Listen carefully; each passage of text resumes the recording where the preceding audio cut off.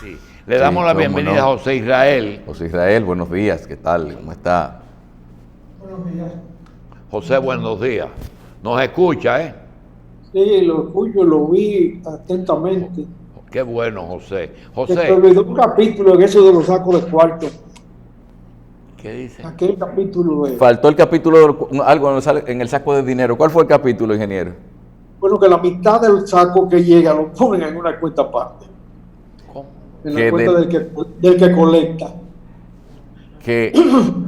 ¿Cómo es que, del saco entero hay una mitad que es la que va en camino y termina llegando nada más una cuarta? Ah, sí. Mira. Se dan comisiones, José, también a los bucones.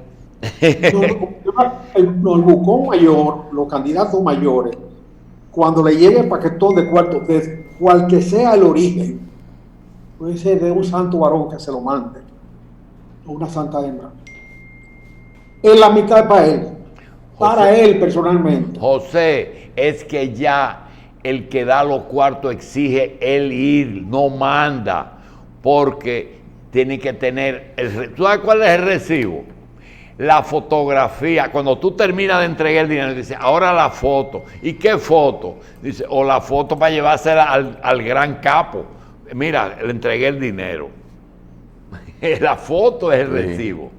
Porque aquí había un candidato, amigo tuyo y mío, no amigo, conocido, que había que darle el 20% de lo que él llevaba.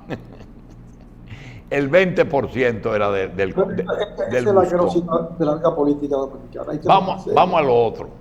Esa es la parte sucia de la... Hay un tema importante para la economía dominicana ahora que no ha trascendido mucho. Hay una empresa relativamente pequeña, se llama Wirecard, que opera con base en Alemania. Aquí opera como Carnet Dominicana, que tiene una situación de desfalco interno. Faltan 1.700 millones de euros en las cuentas y adeuda cerca de 4.000 millones a los depositantes y a las empresas con que trabaja. Oye, ¿verdad? Yo no entiendo. Esa empresa opera en la República Dominicana, ya lo dije, como Carnet Dominicana. El tema no ha trascendido, pero hay que ponerle atención a esas quiebras episódicas, porque pueden significar una cadena de pérdidas, una cadena de desfalcos, una cadena de desfases financieros que conduzcan a una crisis mayor de la que estamos viviendo. Agrégale a eso la situación de los automóviles europeos, particularmente alemanes, la mayoría de cuyas firmas principales fueron sometidas a la justicia norteamericana primero y luego la alemana misma por falsear los elementos de la contaminación energética de sus vehículos, lo que ha significado también pago de multas muy altas y de un descrédito de las marcas.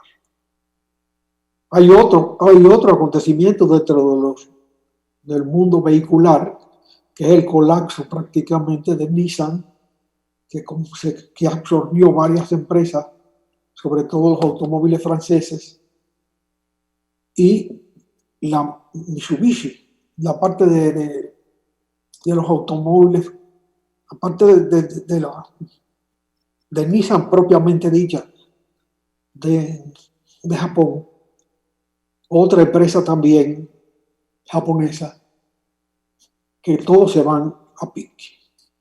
Esos son síntomas de una crisis mayor a la cual hay que ponerle mucha atención porque puede tener un significado grande para toda la humanidad. Esa es una crisis que si tiene detonante con la crisis de salud, es una consecuencia de su propia operación. A veces le echan la culpa al acontecimiento que hace explotar la crisis, como aquella vez de los que habían adquirido casas en serie y no podían pagar porque se paró la compradera o la vendedera, nadie sabe. Y explotó todo, pero explotó todo porque la crisis estaba montada. De manera que ojo al Cristo. Por otro lado, en términos del debate mayor de la campaña de la República Dominicana, El doctor Leonel Fernández cometió un desliz, hay que decir, porque él es muy cuidadoso con esas cosas, al aceptar el marco constitucional que opera en la Constitución que él promulgó y que él presentó como la base principal de debate, la Constitución del 2010, donde admite que en la división de poderes en la República Dominicana está falseada. O sea, la Constitución norteamericana, que fue la que normó para el mundo entero ese criterio del poder en tres partes, legislativo, ejecutivo y judicial, dejando el poder judicial siempre indefinido en la selección de sus líderes, de sus dirigentes. Pero es un tema que preocupa en términos constitucionales en todas partes. Él, en la euforia de la campaña, admitió que en esa constitución el concepto de los tres poderes del Estado no impera y que el judicial está bajo el control del Ejecutivo, y cito textualmente, porque él, el Ejecutivo, nombra su cabecilla, nombra sus dirigentes. Y eso es evidente. Es un tema que el país debe abordar, bueno, después de la campaña electoral. En este momento no es para tocar la Constitución, porque hay otros artículos que pueden ser más útiles para resolver el tapón que tenemos entre manos. La semana que viene no lo tendremos, pero hoy lo tenemos. Y probablemente es el último programa en que yo participe antes de las elecciones, porque el viernes ya no se puede hablar de política. Es un tema que el país debe tener en cuenta, porque la debilidad del Poder Judicial en la República Dominicana se ha puesto de manifiesto en los últimos tiempos en algunas decisiones muy graves en la historia judicial dominicana. El manejo del tema de Odebrecht es el tema más espinoso de la corrupción en la República Dominicana y del manejo de las finanzas públicas. Ha sido altamente deficiente. Se politizó desde el principio, se acordó un silencio con la empresa emisora del factor corrupción, se limitó la reclamación a un número falso. ¿Qué dinero recibió la gente de esa compañía en la República Dominicana? Eso no era el número de referencia. El número de referencia era el 22% de todas las contrataciones que ellos reservaban. Y cuando se reserva en contabilidad es un dinero que ya se quedó ahí y no vuelve atrás. Si no se lo pagaron a otros, se quedaron con él. De manera que, como quiera, es un robo, porque está fuera del contrato. De manera que ese tema del Poder Judicial, que es un tema trascendente y sobre el cual no se habla, el doctor Fernández tuvo, hay que decir, el desliz de tocarlo en este momento. Y es un tema que hay que ponerle atención, porque el país no va a funcionar en el régimen que se ha dado, en el régimen que se impuso por los Estados Unidos en el 65 y que tiene deficiencias en el Poder Judicial. Hay que decir que en los propios Estados Unidos, la facultad que tiene el presidente de nombrar jueces de la Suprema Corte de por vida es una facilidad que le permite a los partidos mantener sus tendencias vigentes. Al señor Trump le han salido pelados los dos que nombró, porque ha tenido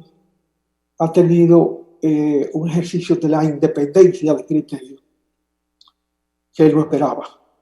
Pero eso no lo puede destituir como destituyó los ministros de defensa, los jefes de seguridad, las secretarias personales, los voceros del Poder Ejecutivo o voceras.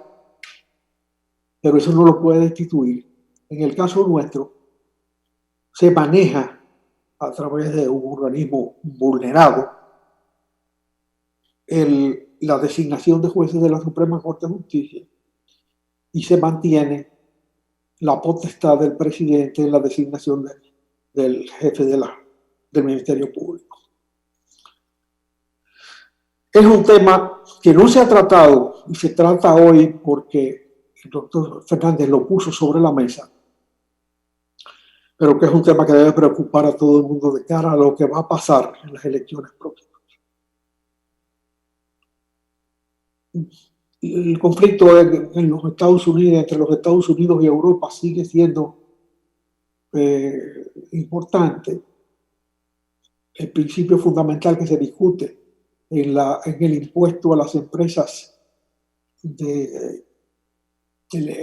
vamos a decir, de comunicación, a las electrónicas, a las .com. El debate es alrededor de dónde se genera la renta, dónde que se produce la renta. En el caso de los electrónicos, hay que decir que la renta la genera el uso. Y que los europeos tienen razón cuando dicen que los impuestos deben pagarse allá, los impuestos la riqueza que se genera allá debe tributar allá. Trump propone primero gravar con $3.000 millones una serie de productos para reducir el consumo dentro de los Estados Unidos. Él tiene derecho perfecto a encarecer la vida de los Estados Unidos. Pero en ese detalle es una frivolidad sobre las maltas que se usan para producir cerveza, las cervezas mismas hechas, la ginebra, el vodka, las aceitunas con semilla y sin semilla, el chocolate y las maquinarias, que promete someterlos a un 100% de aranceles en la guerra financiera que tiene con Europa. Esos son productos, como quiera que sea, de minorías. Y él tiene derecho a establecer impuestos internos a eso, incluso aranceles de importación. Pero uno tiene derecho a reclamar que la renta que generan las empresas modernas de comunicaciones y que se genera en territorios extranjeros debe tributarse en Estados Unidos, aunque las empresas sean norteamericanas. Hay dos principios. El primer principio es que la renta se paga donde se genera. Y el segundo principio es que no hay doble tributación. O sea, si tú pagaste impuestos en el sitio donde se genera la renta, tú no tienes que pagar impuestos otra vez en el país de origen del capital. Ese es un tema que también la República Dominicana debe tener en cuenta, porque en zonas francas y en el turismo, que es una forma de la zona franca, hay muchas empresas que en el mar diluyen los impuestos. O sea, no pagan impuestos aquí porque la ley los protege en desgravación de impuestos. Pero deben ser sometidos al pago de impuestos entonces en el origen. Y en el mar, pues pasa cualquier cosa. Si no pagó aquí, después discuten allá y no paga allá tampoco. De manera que, pero eso es un problema de otro tipo. Nos toca a la República Dominicana porque su régimen legislativo ha establecido una desgravación de impuestos para zonas francas y el turismo, que es una variedad de las zonas francas, y en consecuencia no se puede cambiar la regla de juego. Bien. Por otro lado, Estados Unidos trata de gravar a las importaciones de vehículos europeos, pero parece que el señor Trump no se ha dado cuenta que todos los vehículos europeos se fabrican también en Estados Unidos, fabrican en el territorio Apache. De manera que si fabrican allá, ya el problema es otro. Y el último problema que preocupa a Estados Unidos en este momento y a algunos países de Europa es la reiteración del acuerdo aquel de Willy Brandt y Khrushchev, donde terminó realmente la Segunda Guerra Mundial, cuando se estableció el oleoducto que lleva gas natural desde Siberia hasta el corazón de Europa, en Alemania. Hoy se está haciendo otro oleoducto con ese criterio y probablemente con mayor capacidad, que naturalmente no va a pasar por Ucrania, porque ahora los ucranianos, ahora ya independientes, tienen la costumbre de pichar la tubería esa y coger un poquito. Creo que no tenemos más. Felices Pascuas, felices elecciones. El panorama que en la intervención inicial dio el doctor Jacín y Carlos sobre Hay un tema, cómo se manejan los recursos de elecciones. Es un panorama desolador. Todo el mundo sabe que hay senadurías y diputaciones que manejan los narcos, pero esos nombres no se pueden mencionar. Pero se convive con esa situación. O sea, hay senadores y hay diputados que son los candidatos del narco. Y se saben los nombres, pero no se pueden mencionar. Eso no es vida democrática, eso es vida corrompida. Eso es la sociedad medularmente dañada. Bueno, quizás, ingeniero, eso de que no se puedan mencionar los nombres en algunos casos puede ser porque no basta a veces con el rumor público, sino que al cuidarse a veces uno dice, bueno, uno quisiera tener como una prueba, y si quienes deberían darse cuenta de ciertas cosas serían las autoridades judiciales antes que uno, a veces eso influye en algunos momentos también. Por eso es que a veces uno no puede tomar a veces la iniciativa. Yo no creo usted que sea eso. Pero uno siente cuando se habla del narco y su papel, de que el narco llega al saco de cuarto y va y lo entrega. No. El narco pide posiciones también. Pide posiciones hasta en el ejército. El señor Quirino no tenía un rango militar. A pesar de una observación del ministro de la Fuerza Armada de la época, que dijo, yo no firmo ese documento. Y lo hicieron capitán del ejército. No, eso no. Capitán del ejército por un lado, senador por el otro, diputado por el otro, síndico. ¿Qué es eso? Eso es la aceptación de que son parte del poder.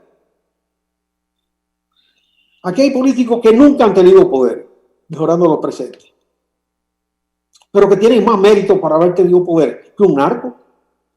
Y no han podido llegar a tener posiciones en el aparato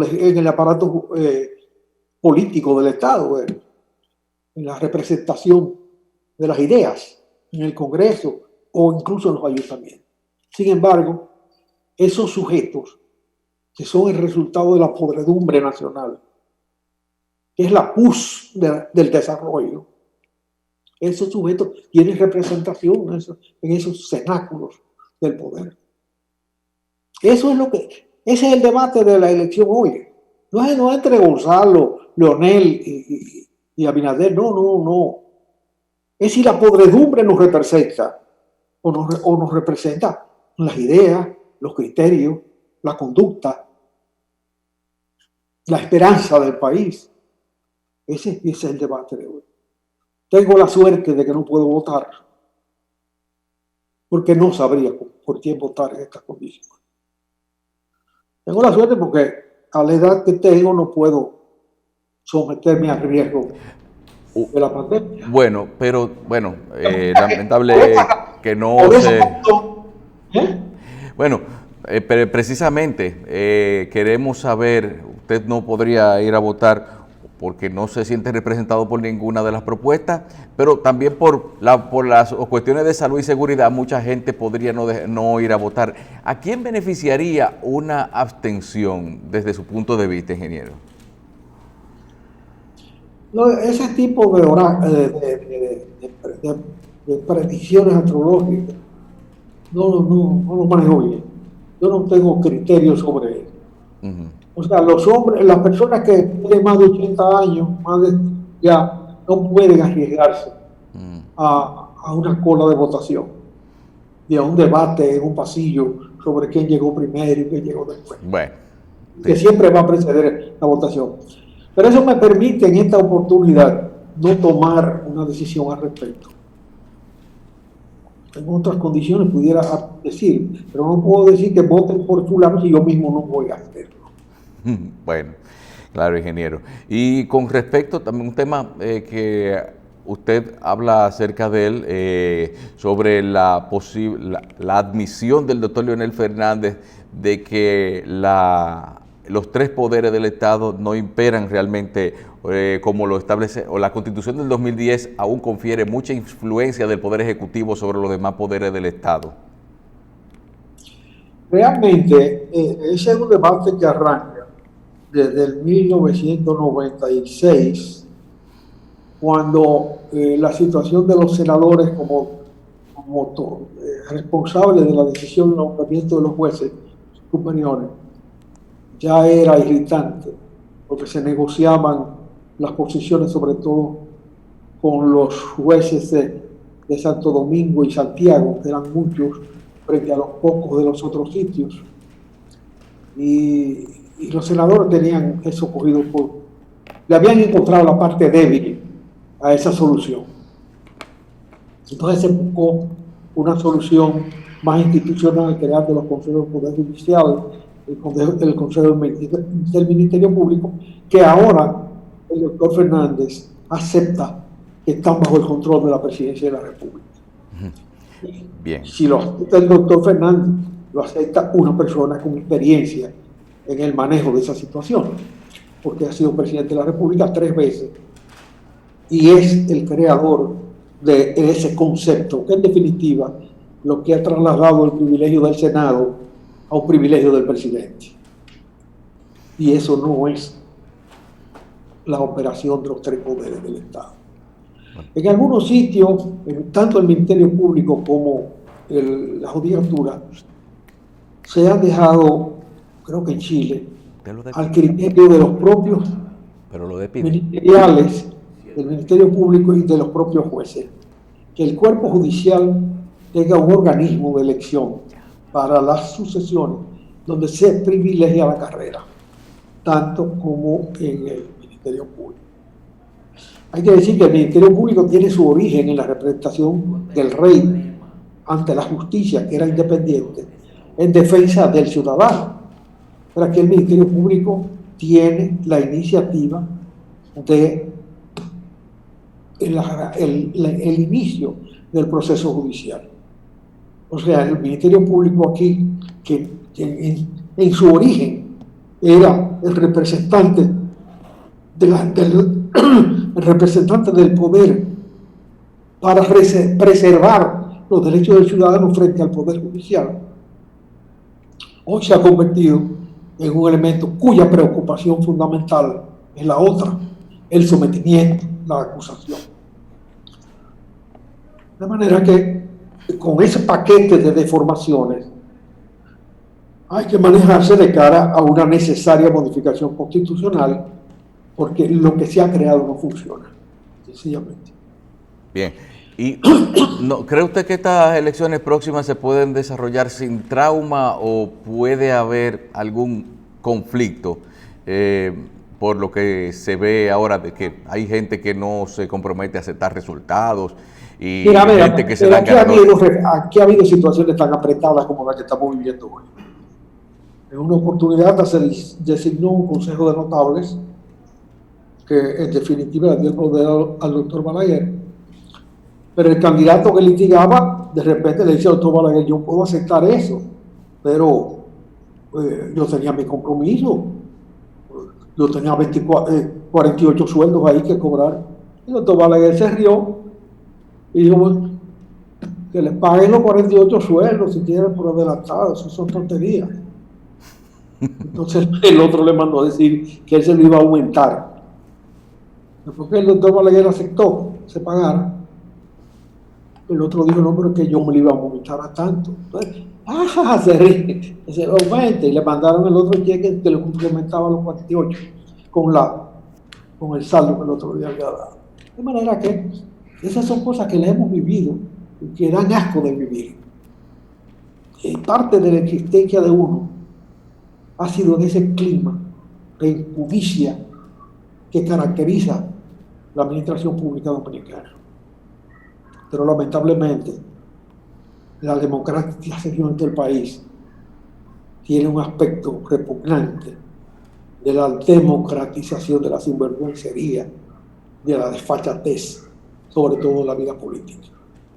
Bien. Esas son cosas que dan asco, que hemos vivido, con las que hemos convivido, y en las cuales han triunfado muchas personas a las cuales se les rinde culto y se les rinde respeto. Bien, gracias ingeniero Cuello y muy buenas palabras, bien recibidas como siempre aquí. Nos vemos en la próxima. Vamos a una pausa, volvemos en breve.